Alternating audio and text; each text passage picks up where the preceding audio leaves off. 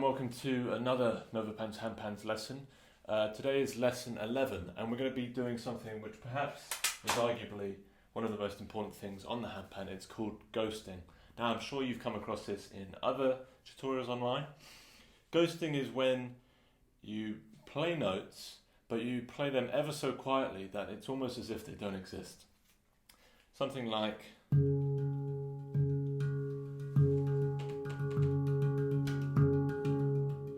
see my left hand and my thumb are taking turns to play ghost notes, and they are actually tapping, but they're playing the rhythm ever so quietly that if someone wasn't listening, they'd wonder what the actual rhythm was. But all I'm doing here are semiquavers. If I was to play them all at the same velocity, I'd be doing this. So, a smart person amongst you might ask, what's the difference between playing all these ghost notes and one note which isn't ghosted, and, for example, just accenting one note and not playing the others? Well, the difference is that ghosting is you almost don't play the note, whereas accenting a note versus a non-accented note is you're still playing the notes, but an accented note is a more emphasized version of the same note. So this note which we actually hear right now isn't accented, but it sounds accented because we're ghosting the other ones. So how actually might we draw this in music notation, at least simplified handpan notation? Well, let's have a look. Like I said, it's all semiquavers, which we covered way back in the series.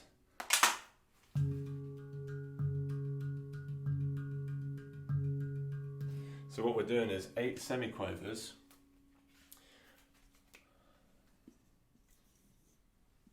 Doing 8 semiquavers each time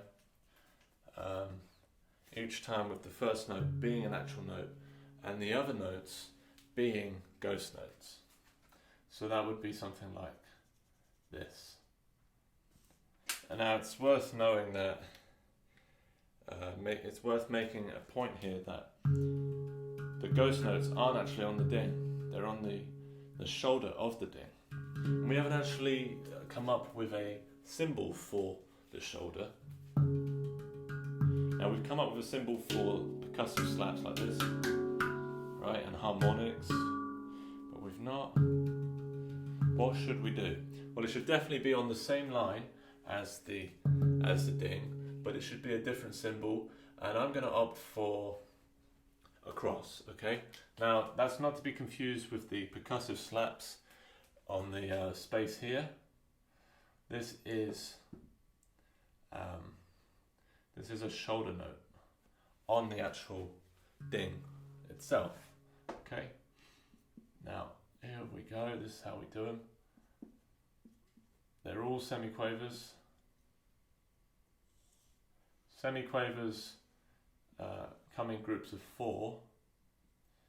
Okay, so we can't just group them all together as 8. And the other reason for that is to indicate which beat is doing what. So that's just 2 beats right there. Okay. We are going to repeat this, so for the sake of not having to write that again, let's just assume we're in 2/4, which means there's only 2 beats in each bar, and each beat is a crotchet. Okay, let's draw those repeat marks here. You have it.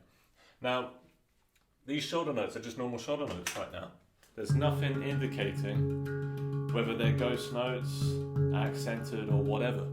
So the actual symbol then used to indicate a ghost note is actually a bracket, or parenthesis, as you call them in the US. So normally you put a bracket around all of them, and I'm going to have to do it here. I don't think there's any simpler way of... I mean, in theory, we could put bracket at the beginning, bracket at the end, but I think my music software is going to put brackets around all of them. Okay, so make sure you understand that these are parentheses around each of the notes, which imply they're ghost notes. And a ghost note, like as I mentioned at the very beginning, is an ever so gentle tap. You could consider it a pianissimo, which is PP, really quiet, dynamic, which we covered way back in one of the earlier lessons on dynamics. You could consider it like that, but always have in mind that the logic behind ghost notes is they almost don't exist. So if you're still thinking consciously, oh, I've got to make it really quietly, you might be trying too hard, when it might actually be better not to play that ghost note at all versus play it really quietly, if you know what I'm saying. With the ghost notes, sometimes it's better not to play them at all, but have the finger tap anyway. So let me reword that. Play the rhythm, but don't worry about it sounding for the ghost notes.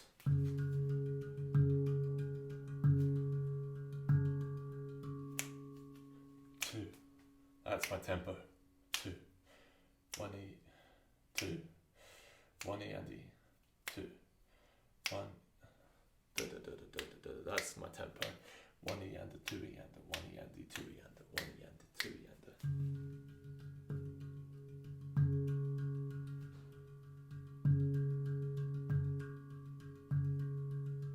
Really slowly, okay?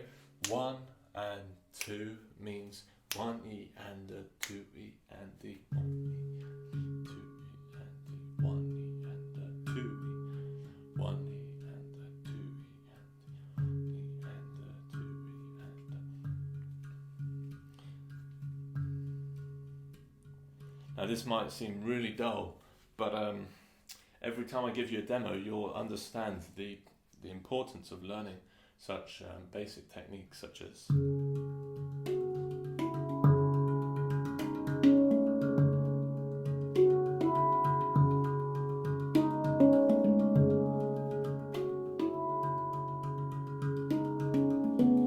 what I'm doing there is, instead of playing ghost notes all the time, I'm actually not accented at all. I'm replacing some of the ghost notes with actual notes.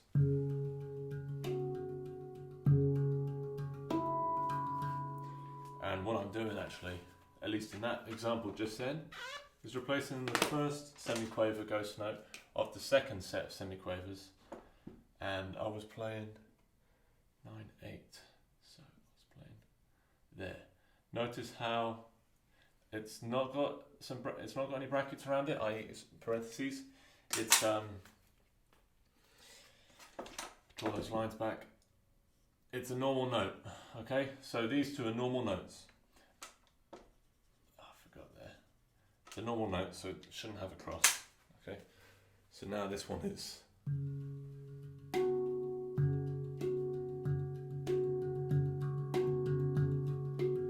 So 1 E and the 2 E and the 1 E and the 2 E and 1 E and the 2 E and the 2 E and the.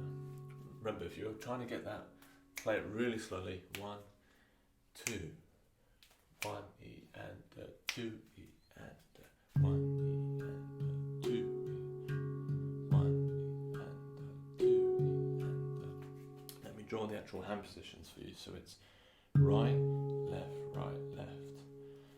And for the actual shoulder notes of the ding, you can use 2 middle fingers,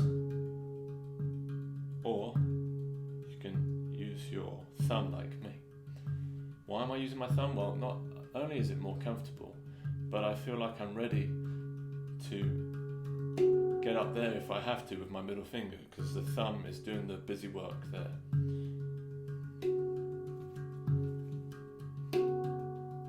So again, really slowly. 1 E and 2 E and 1 E and 2 E, 1 E and 2 E and right, left. That's all it is. the whole time. When I get to that note, what am I doing? It's the same thing.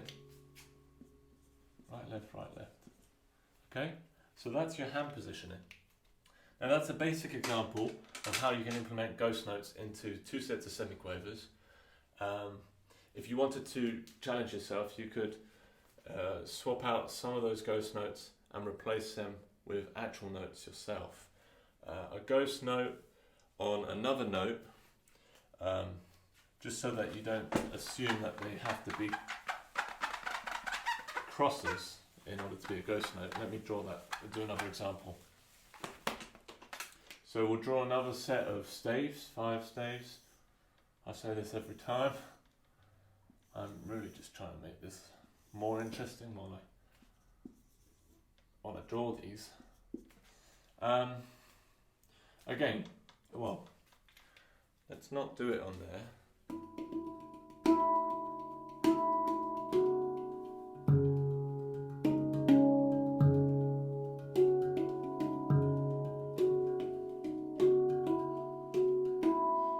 Yeah, let's teach you this little pattern.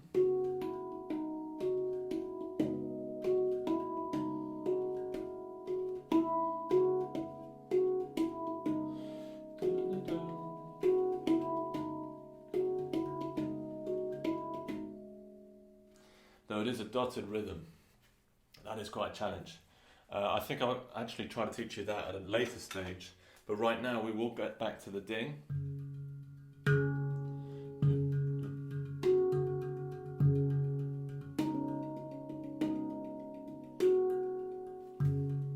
You know, I was going to stick do an example where you just play the ghost notes on an actual note around the ding. But it's just occurred to me that the ding is probably the best place and probably the most popular place for all these ghost notes to happen. It just so happens because you've got this shoulder note around it. It's just very comfortable to do all these ghosts. And when you do ghosts on the other notes, they tend to be dotted and tied notes, which means notes tied together. So if you thought the triplets, semiquavers and the other rhythms were complicated enough, they only get more complicated when you try to fuse them together. And although that sounds really complicated, it is. But we can simplify it, and when you do get that, it makes it really interesting. Anyway, let's get back to ghosting.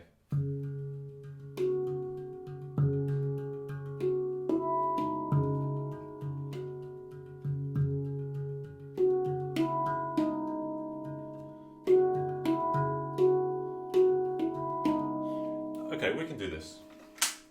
So we've got your ding, dun, dun, dun, dun.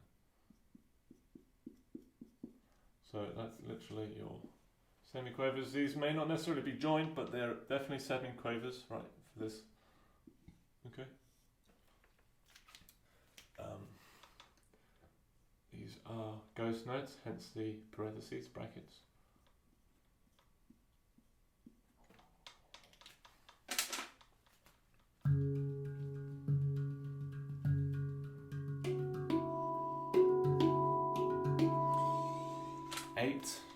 And then 2 ghosts, and then a 7. So that's an 8. Remember, above the middle line and the stems go down. Ba-da-da-da.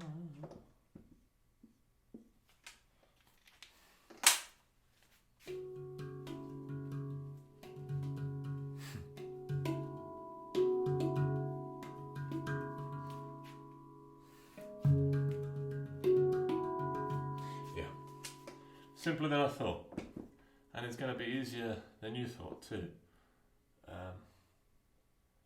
Stick these back with the stems up. Repeat marks. Oh, I've not given myself much space again for the repeat marks, but they're there now. Okay, now look what we're doing. 4 beats of the bar, okay? The note 3 ghost notes and then 4 ghost notes. So for 1, 2, 3, 4, they're all semiquavers, so they're all that same 1-E-ander rhythms, okay? And the first one, I'll do them beat by beat. So the first one is, okay, 1-E-ander, 1-E-ander, or with your thumb, 1-E-ander, okay, 1-E-ander. Second beat is really quite simple. It's just 4 ghost notes, 1-E-ander, okay, 1-E-ander. Don't worry if, well, 2 things. Don't worry if you're playing them to, if you can't hear them. And don't worry if you're not playing them at all, because a ghost note doesn't have to sound. What you don't want to be doing is making them sound like that, like they're actual notes, okay? It's better that you can't even hear that. It's better that you do that. So just imagine you're playing the notes. In fact, the ghost notes are probably the easiest notes you can play. Okay? So first beat, 1, 2, 3, 4, 1-E-ander. Second beat, 2-E-ander. Okay? Together, 1-E-ander, 2-E-ander. Right, so the only real complicated thing there is the first note, and that was the first note you could play starting this series. Okay, so those are your first 2 beats. Third beat is you've got 8, as we know, counting down from the top line, which is 9, that is 8, and the next line down is a 7. So what they're asking us to do is 1 8 note, 2 ghost notes, and then 1 7 note, right? Again, not the middle line, the line above the middle line we know is 7. We also know it's 7 because it's the line below the top highest line, which is a 9, so it's a 7. 8 ghost, 7. 8 ghost, 7. 8 ghost, 7, okay? 8 ghost, 7. So from the beginning we've got 1-E-ander, 2-E-ander, 8, 1, 2, 7, right? 3-E-ander, 3-E-ander, okay? Again, 1-E-ander, 2-E-ander, 3-E-ander, okay? That's probably the best way to count it in beats. 1-E-ander, 2-E-ander, 3-E-ander, and then a 4-E-ander, because they're all semiquavers. If it helps, you can also call out the notes. 1 goes, 1 goes, 8 goes, 7. Okay, that might help you.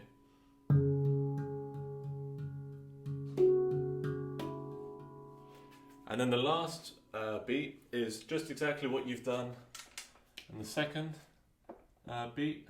And they're ghost notes, remember, so not to be played any quieter. That's why they have the brackets on. If I left them without the brackets, which I did by accident, you would play them as usual.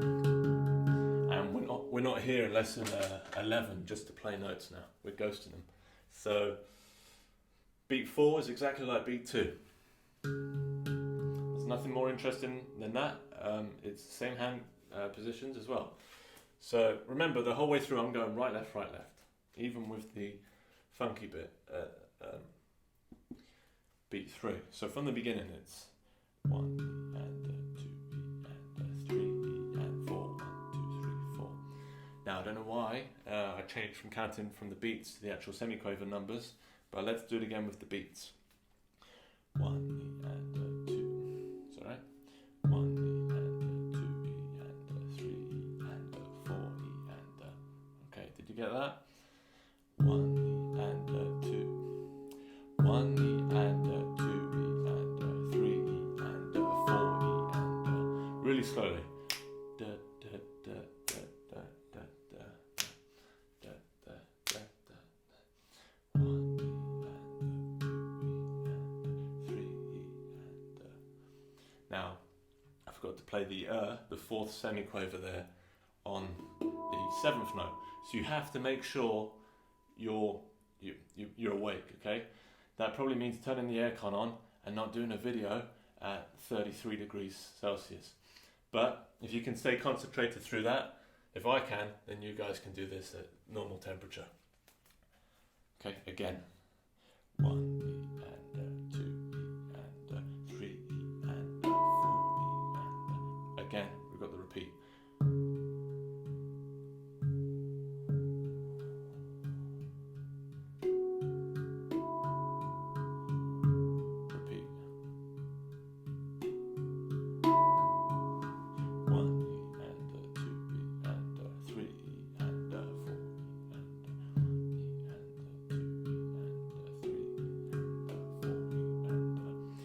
Now if you can practice that at that tempo, you'll be able to gradually speed it up, and trust me, it's going to sound amazing. Something like this.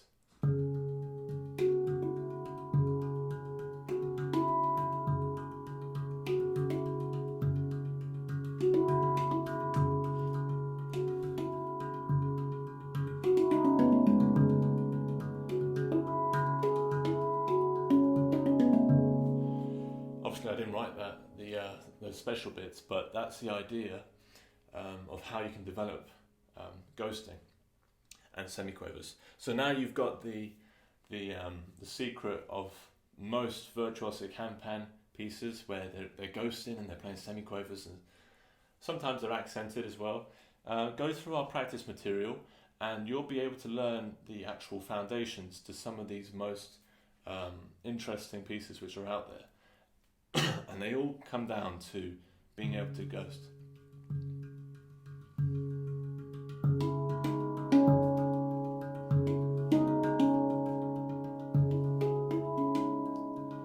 Yeah. So that's lesson 11, that's how to ghost. I didn't actually touch on how you ghost on the notes around the ding, but I'll quickly do that now. So you've got the notes, they're not as percussive around, but if you can ghost on the ding, you can ghost on these notes. And remember, what's ghosting? It's almost playing the hand, almost not playing the note at all. In fact, it's playing the note without any sound, if you can.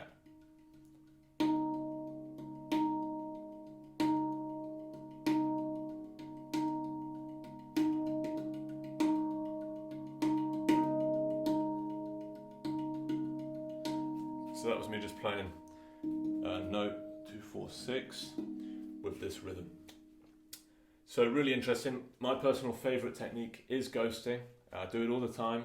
If you can do this, I'm pretty sure you can do anything. So get practicing on ghost notes and let us know what you get up with, because we want to see, and I'm sure I'll be very impressed.